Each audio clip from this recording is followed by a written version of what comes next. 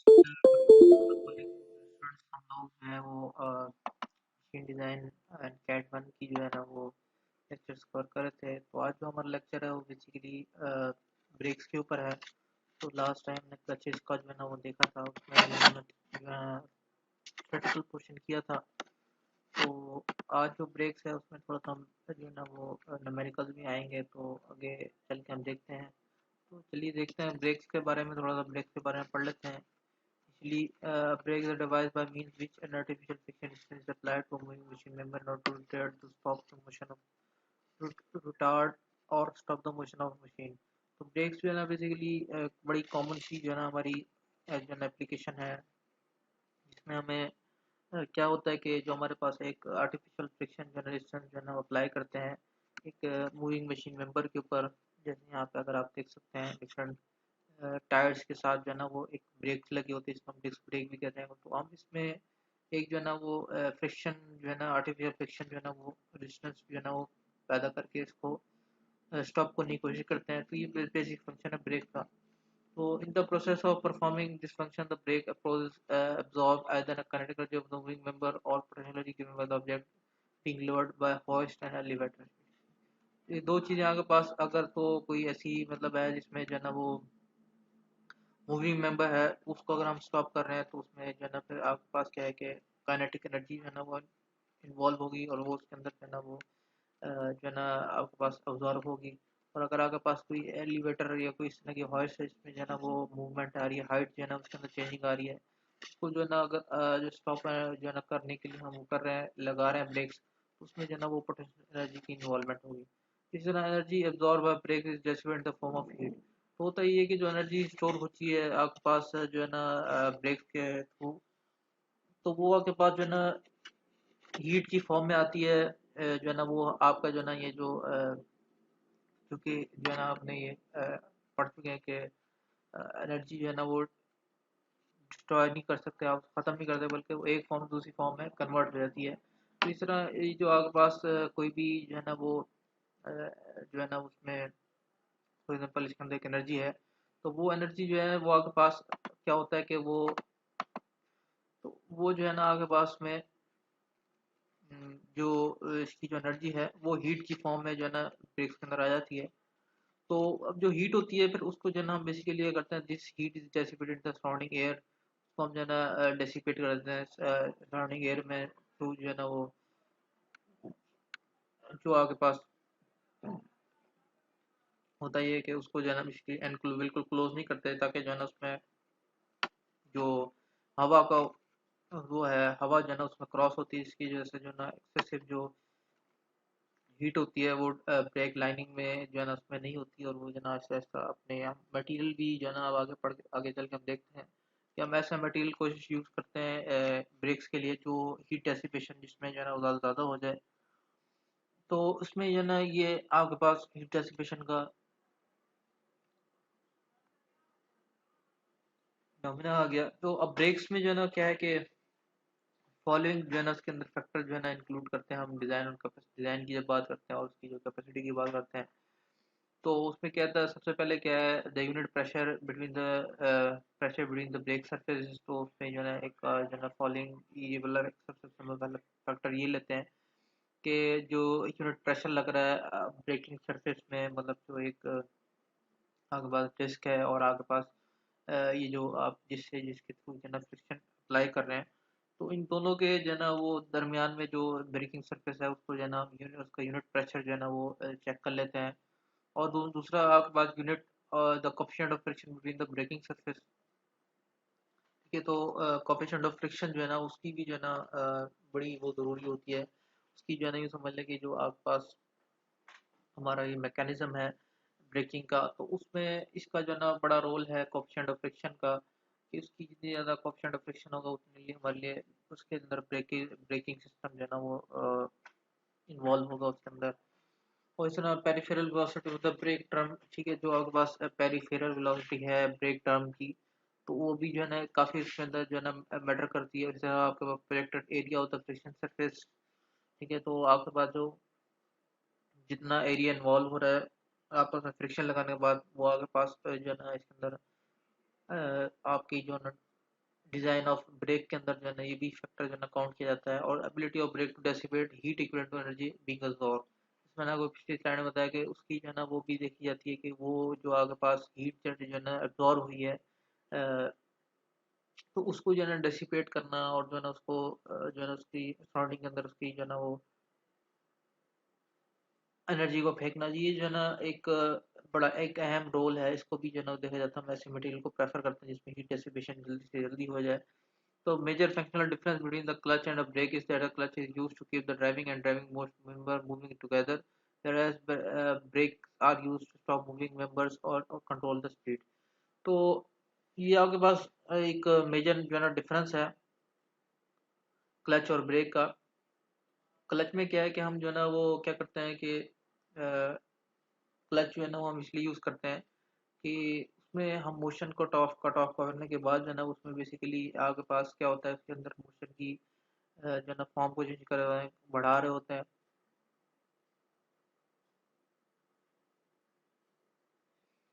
Gear ratios को जो है ना हम चेंज करते हैं। लेकिन क्या जो ब्रेक्स हैं तो वो हम जो है ना बेसिकली यूज़ कर रहे होते हैं कि इसमें अगर आपके पास to stop a moving member और कंट्रोल इट्स स्पीड, कि आपने जो है ना वो मूविंग मेंबर को जो है स्टॉप करना है, उसकी कंट्रोल या स्पीड को कम करना है, उसको जो है ना कंट्रोल करना है, तो उसके लिए हम ब्रेक्स यूज़ करते हैं। तो ये मेजर डिफरेंस है क्लचेज एंड ब्रेक्स का। तो अगर हम थोड़ी सी डिजाइनिंग की बात करें तो एनर्जी एब्जॉर्ब बाय ब्रेक अगर जो है ना वो बेसिकली क्या है कि वो एक अहम जो है ना मैंने बताया कि एनर्जी जो है इसी की जो इसकी जो डिज़ाइनिंग है उसमें जो है ना बेसिकली जो है ना हम एनर्जी ही की जो है ना इन्वॉल्वमेंट को लेते हैं। जितनी ज़्यादा वो कितनी एनर्जी एब्जॉर्ब करता है, उसके अंदर क्या एनर्जी एब्जॉर्ब करने कितने जो है ना वो हैं, तो सारी चीज़ें हम बेसिकली जो है ना वो लेते हैं। तो energy absorb by brake depend upon the type of the mission motion of the moving body. तो आपके पास क्या है कि जो एनर्जी एब्जॉर्ब हो रही है ब्रेक के अंदर वो आपके पास मोशन की जो टाइप ऑफ मोशन है मूविंग बॉडी की, उस पर डिपेंड कर रही होता है। मोशन ऑफ द बॉडी में बी आइदर प्योर ट्रांसलेशन और प्योर रोटेशन और pure combination of both translation rotation.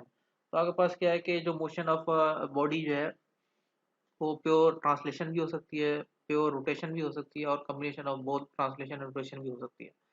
तो इसलिए जो है ना दीज मोशन के अंदर क्या है कि energy corresponding these motion in current is kinetic energy. Let us consider the following motion as follow. तो इसके अंदर आगे पास जो मैंने आपको बताया, अगर आगे पास मूविंग जो है ना वो है तो उसके अंदर आगे पास ट्रांसलेशन मोशन भी है, रोटेशन भी है, तो उसमें आपके पास काइनेटिक एनर्जी इन्वॉल्व होगी। और अगर आगे पास जो है ना जो हमने शुरू में पढ़ा था कि हाइट की इन्वॉल्वमेंट है, तो उसमें जो है ना आपके पास प्रोफेशनल एनर्जी का जो है ना आपके पास टर्मिनोलॉजी यूज होगी। तो अब जो है ना पहला हम केस लेते हैं जिसमें आपके पास जो है ना वो प्योर ट्रांसलेशन के अंदर आपके पास जो है ना वो जो है ना वो मोशन है। उसमें आप जो है ना उसमें एनर्जी को कैसे निकालेंगे, एनर्जी डेसिपेशन को जो है ना हमारे के लिए क्या फार्मूला होगा। फॉर एग्जांपल हम ले लेते हैं consider body of mass am moving with velocity v1। तो एक जो है ना बॉडी है जिसका मास m है और उसकी जो वेलोसिटी वो आपके पास v1 है। तो let's is blot is reduce to v2। और फॉर एग्जांपल आपकी v2 के बाद जो है ना उसकी आपने ब्रेक लगाई तो उसकी जो वेलोसिटी है वो आपके पास v2 आ गई। तो therefore the change in kinetic energy of translation translating body और काइनेटिक एनर्जी ऑफ ट्रांसलेशन जो है ना आपके पास क्या होगी, half m v1 square minus v2 का स्क्वायर। इसमें जो है ना आपके पास जो चेंज इन काइनेटिक एनर्जी है और ऑफ ट्रांसलेशन वो आपके पास की आ गई। और उसमें अगर आपके पास फॉर एग्जांपल V2 जो है ना अगर आप ब्रेक लगाते हैं और वो गाड़ी रुक जाती है, मतलब ब्रेक लगाने के बाद गाड़ी की स्पीड वो जीरो हो जाती है, उस केस में जो है ना आपके पास ऑब्वियस सी बात है ये जीरो हो जाएगा फैक्टर। तो आपके पास सिर्फ और सिर्फ हाफ एम v1 स्क्वायर जो है ना रह जाएगा आपके पास। ठीक है। और उसके बाद जो है नेक्स्ट आपके पास आ जाती है, उसमें आपके पास आ जाती है कि वो अगर आपके पास प्योर रोटेशन है, तो प्योर रोटेशन में बिल्कुल सेम है सारी चीज़ें, बस में जो है ना वो v की जगह हम जो है ना ओमेगा का यूज़ कर लेते हैं जो एंगुलर आपके पास एक वेलोसिटी है। तो consider a body of mass and movement mass amount of energy I about an axis a given axis rotating about the axis with an angular velocity w1। ठीक है। तो उसमें आपके पास एंगुलर वेलोसिटी है, एक जो है ना बॉडी रोटेट हो रही है किसी भी जो है ना वो वेलोसिटी एंगुलर वेलोसिटी के साथ रोटेशन उसके अंदर आ रही है। तो अगर आपके पास ब्रेक लगाने के पास for example let us angular velocity reduce to w2, तो उसकी जो आपके पास एंगुलर वेलोसिटी है वो w2 पे जन आ जाती है अगर हम ब्रेक लगाते हैं। Therefore the changing kinetic energy of the rotating body और काइनेटिक एनर्जी ऑफ रोटेशन की आपके पास आ जाएगी e2 जो है ना आपके पास आ जाएगी हाफ आई ओमेगा वन का स्क्वायर माइनस ओमेगा टू का स्क्वायर। तो अगर आपके पास energy must be absorbed by the brake if the rotating body stopped after the applying the brake when then v w omega 2 is zero। वैसी बात है, अगर आपके पास जो है ना वो रोटेटिंग बॉडी बिल्कुल स्टॉप हो गई तो उसमें आपके पास जो है ना वो जो आपके पास एंगुलर वेलोसिटी है आफ्टर अप्लाइंग द ब्रेक वो आपके पास जीरो हो जाएगी। तो उसमें आपके पास केस में जो है ना आपके पास जो टोटल फॉर्मूला है वो आपके पास हाफ आई ओमेगा वन का स्क्वायर आपके पास आ जाएगा। ठीक है। और फिर तीसरा केस है, इसमें आगे पास क्या है कि मतलब बॉडी है combination of translation and rotation. तो आगे पास में दोनों चीज़ हैं जिसमें जो है ना वो ट्रांसलेशन भी आ गई और उसके अंदर रोटेशन भी आ गई। तो consider body have both linear angular motion locomotive driving wheels और व्हील ऑफ मूविंग कार। तो ये आगे पास जो है ना लीनियर और एंगुलर मोशन इसके अंदर दोनों हैं involving in this cases total energy of the body is equal to sum of energy of the translation and rotation. ठीक है। तो उसमें क्या होगा कि आपके पास जो है ना वो जो मोशन की जो टोटल एनर्जी है आपके पास वो क्या होगी, एनर्जी ऑफ ट्रांसलेशन जो है ना जो आपके पास ट्रांसलेशन में जो एनर्जी आ रही है प्लस जो आपके पास रोटेशन के अंदर एनर्जी आ रही है। तो दोनों जो है ना वो E one plus E two जो हमने ई वन का फॉर्मूला निकाला है प्लस जो है ना ई टू का जो फॉर्मूला निकाला है हम उसको प्लस कर लेंगे। यहाँ पे half half M V one का स्क्वायर आ जाएगा और इधर हाफ आई ओमेगा स्क्वायर आ जाएगा। अगर तो वो बिल्कुल स्टॉप कर जाती है, अगर स्टॉप नहीं करते तो V one minus V one का स्क्वायर माइनस वी टू का स्क्वायर आ जाएगा। इस तरह ओमेगा वन का स्क्वायर माइनस ओमेगा टू का स्क्वायर आ जाएगा। Sometimes the brake has to absorb the potential energy given up the object being lowered by hoist, elevator, etc. Consider a body of mass m is being lowered from height 1 to height 2 by applying the brake. Therefore, change in potential energy आपके पास क्या होगी? तो अगर आपके पास जो है ना मैंने आपको बताया कि अगर तो आपके पास जो है ना पोटेंशियल एनर्जी इन्वॉल्व हो रही है कि जिसमें जो है ना आपकी हाइट चेंज हो रही है और हाइट चेंजिंग में जो है ना उसके पास बाय अप्लाइंग द ब्रेक आप जो है ना उसके बाद हाइट आपकी एच टू आ गई। पहले वो एच वन थी फिर उसके बाद एच टू आ गई। तो उसमें जो है चेंज इन पोटेंशियल एनर्जी हम क्या लेते हैं उसको ई थ्री लिख लेते हैं फॉर एग्जाम्पल ई। तो उसमें ई थ्री जो है ना वो क्या होगा M dot G into H one minus H two आ जाएगा। अगर आगे पास if V one and V two जो है ना the velocity of the mass before and after brake then the potential energy is given by. उसमें अगर आपके पास वेलोसिटी की जो है ना इन्वॉल्वमेंट अगर हम उस पर लेते हैं उसके लिए सिंपली जो है ना हम V one plus V two over divide by two ले लेते हैं और आगे पास क्या हो जाएगा इंटू टी भी आ जाएगा। तो ये जो है एम जी आपके पास इंटू वी टी आ जाएगा। इसको हम ये आपके पास एवरेज वेलोसिटी आ गई है तो हम इसको एवरेज वेलोसिटी इंटू टी ले लेंगे। ठीक है। तो जैसे मैंने वी जो है आपके पास मीन वेलोसिटी क्या आ गई V one minus V one plus V two divide by two और टी जो है ना आपके पास टाइम है। तो total energy observe by the brake कितनी हो जाएगी आपके पास E one plus E two plus E three तीनों की जो है ना हम वो ले लेते हैं। ठीक है। तो अब जो है ना दूसरा वो देख लेते हैं हम let F T tangent braking force है आपके पास frictional force acting tangentially at the contact surface of the drum. तो उसमें आपके पास क्या है डी जो है आपके पास डायमीटर ऑफ ब्रेक ड्रम है एन वन जो है ना speed of brake drum for the brake is applied N two आपके पास वो होगी जो जब आपके पास जो है ना ब्रेक जो है ना होगी स्पीड ऑफ ब्रेक होगी जब आप ब्रेक अप्लाई कर लेते हैं। तो उसमें जो है आपके पास जो मीन स्पीड होगी वो आपके पास क्या होगी कि जो आपके पास शुरू में स्पीड थी एन वन प्लस जो आपके पास सेकंड स्पीड थी डिवाइड बाय टू आपके पास मीन स्पीड आ जाएगी। तो work done by the braking system और friction force in time T second जो है ना आपके पास क्या हो जाएगी तो उसमें आप सिंपली जो है ना वो वर्क डन बाय ब्रेकिंग और फ्रिक्शन जो है ना फोर्स अगर हम निकालते हैं उसके लिए जो फॉर्मूला आपके पास टी मल्टीप्लाई बाय थीटा है आपके पास। ठीक है। तो उसमें जो है ना वर्क डन आपके पास जो है ना टी इंटू थीटा थीटा आ गया आपके पास। ठीक है। इसी को जो है ना हम जो है ना इस फॉर्म में भी लिख सकते हैं F T multiply by pi D N into T भी फॉर्म में भी लिख सकते हैं। ठीक है। तो इस फॉर्म में भी जो है ना इसको थोड़ा सा इसकी वैल्यूज टी की और थीटा की वैल्यूज हम पुट करते हैं तो हमारे पास ये फार्मूला आ जाता है। Since the total energy to be absorbed by the brake must be equal to work done by the friction force therefore। तो आपके पास कितनी जो है टोटल एनर्जी जो होगी एब्जॉर्ब होगी brake by the brake must भी जो है ना वो एक्चुअली जो है ना वो इक्वल होती है work done by the friction force के इक्वल होती है जो work done by friction force ने जो आपके पास वर्क किया है। तो इस वजह से हम इस फॉर्मूले को ना वो ई के अलॉन्ग लिख सकते हैं कि एनर्जी जो है ना absorb हुई है वो आपके पास इतनी है F T multiply by pi D N into T.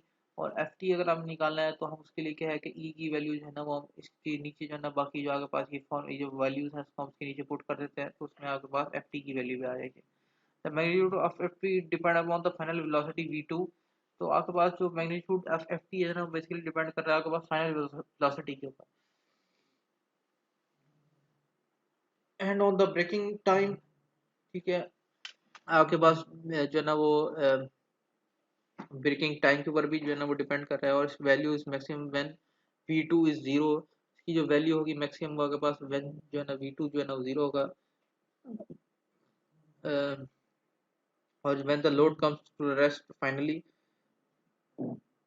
और आपके पास क्या हो रहा है कि जो लोड है वो भी जो है ना रेस्ट पर आ रहा है। तो we know that the torque which must be absorb by the brake कितना होगा, T equal to F R होता है। ठीक है, तो एफ आर जो है ना वो आपके पास इसमें जो है ना वो F T,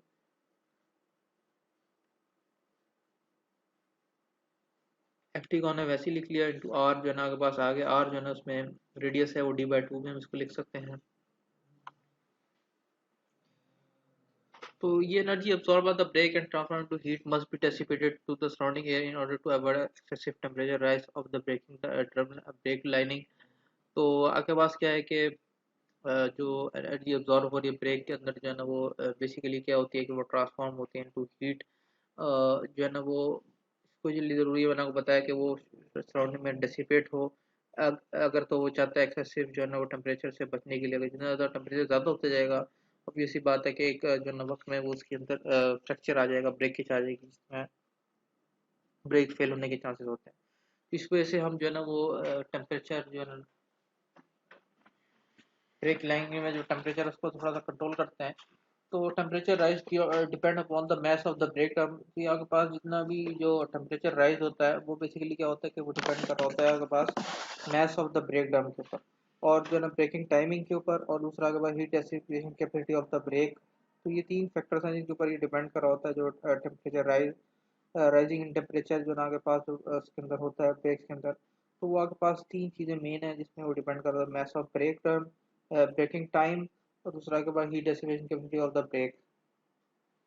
higher conveyor temperature recommended for the brake lining material are given as follow. तो उसके लिए हमने कुछ जो है ना स्टैंडर्ड्स जो है ना वो रखे हैं।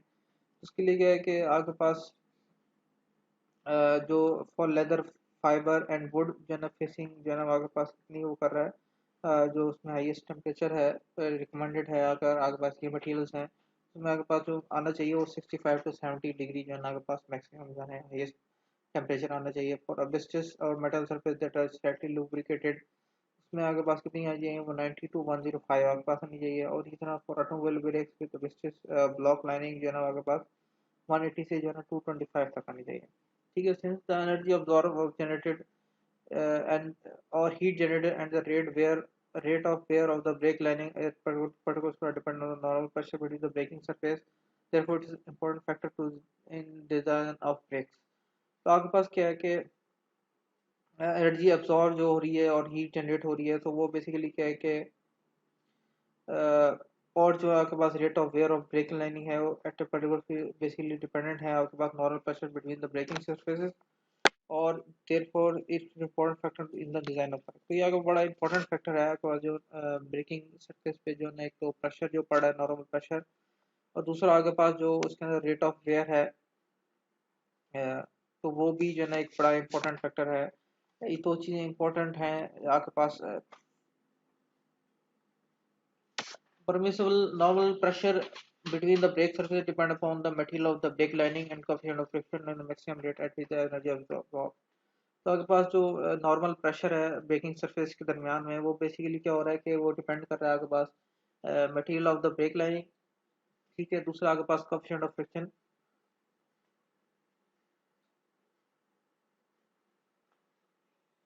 तीसरा आपके पास मैक्सिमम रेट जो एनर्जी जिससे एब्जॉर्ब कर रहा है वो आपके पास। ठीक है, तो एनर्जी एब्जॉर्ब जो हो रही है आपके पास उसको जो है ना हम इस फॉर्म में भी लिख सकते हैं, E is equal to H G, और मी इज इक्वल टू आपके पास कितना होता है mu R N into V आपके पास। और आर एन की जो यहाँ वैल्यू अगर हम पुट करें पी इंटू ए, यानी कि आपके पास नॉर्मल प्रेशर, और दूसरा आपके पास प्रोजेक्टेड एरिया जो है ना वो आपके पास जो है ना वो एक नॉर्मल फोर्स की इक्वल आता है। ठीक है, जैसे हम पहले भी इसको जो है ना वो चीज़ को कवर कर चुके हैं। तो जो नॉर्मल प्रेशर है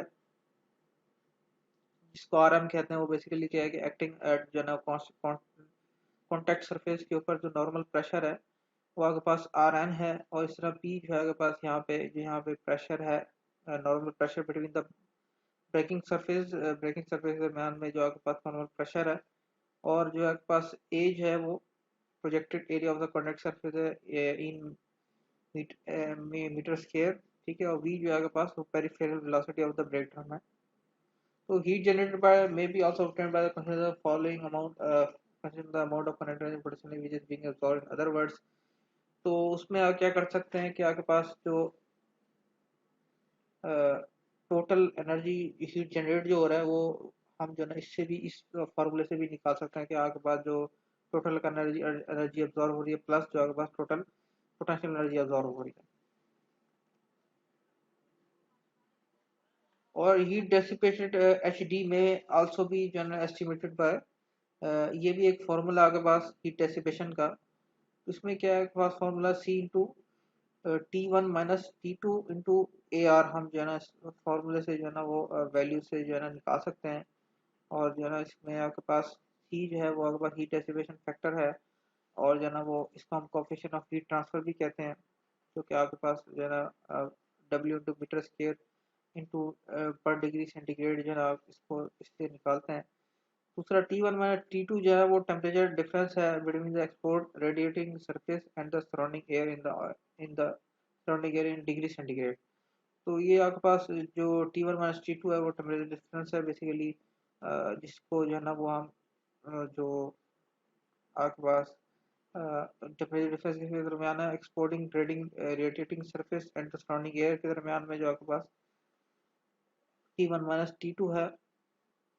और इसी तरह ए आर जो आपके पास वो area of radiating surface in metre square है। तो ये जो वैल्यू ऑफ सी है, इसकी जो वैल्यू है सी, वो मे भी जो है ना ऑफ द ऑर्डर ऑफ जो है 29.5 मीटर पर स्क्वायर पर degree centigrade for temperature difference of 40 degree centigrade और इंक्रीज अप टू 40। ये जो इसकी वैल्यू है सी की वैल्यू वो इंक्रीज टेबल है। तो उसमें आप देख सकते हैं, अगर आप बुक में जाएंगे तो वहाँ को ये टेबल मिल जाएगा। तो उसमें जो है ना आपके पास के जो है ना वो क्या हो रहा है कि जो 44 डिग्री व 44 तक जो है ना अब इसकी सी की जो वैल्यू है उसको इंक्रीज कर रहे हैं, जहाँ जहाँ टेम्परेचर डिफरेंस जो है ना वो 200 तक जा रहा है। ये जितनी ज़्यादा जो है टेम्परेचर डिफरेंस जाएगा उस हिसाब से हम इसकी जो वैल्यू को जो है ना वो बढ़ाते चले जाएंगे। तो ये 29.5 से शुरू हुई 40 डिग्री से, और इस तरह ये चलते चलते 200 डिग्री पे आगे पास जो है ना 44 तक इसकी वैल्यू जाती है। The expression of heat dissipated are quite accessible and should serve only in the indication of the capacity of the brake dissipated heat. The exact performance of the brake should be determined at rest।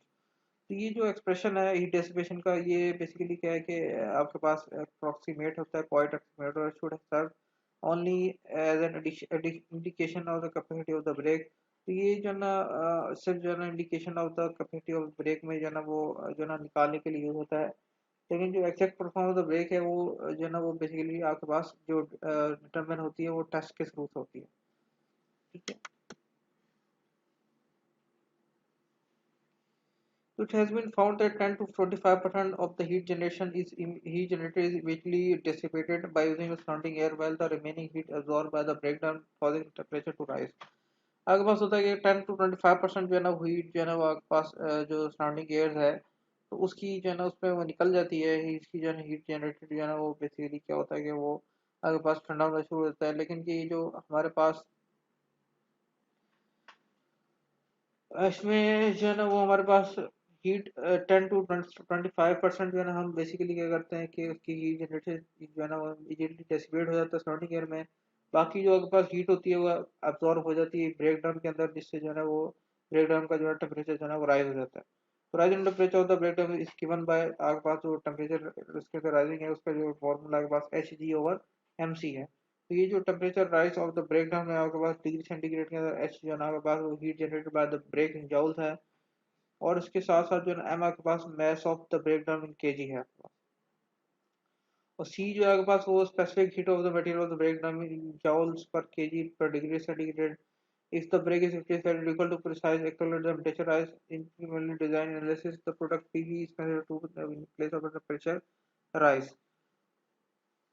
तो इसकी जगह हम जो है ना वो PV की भी जो है ना वैल्यू ले लेते हैं बाद औक़ात, जो कि हमारे पास यहाँ पे कैलकुलेशन करना बहुत मुश्किल होती है या पॉसिबल नहीं होती, तो उसमें फिर हम इसका जो है ना वो जो है ना वो प्रोडक्ट लेके उसको जो है ना वो टेम्परेचर राइज की जगह है ना हम पुट कर देते हैं।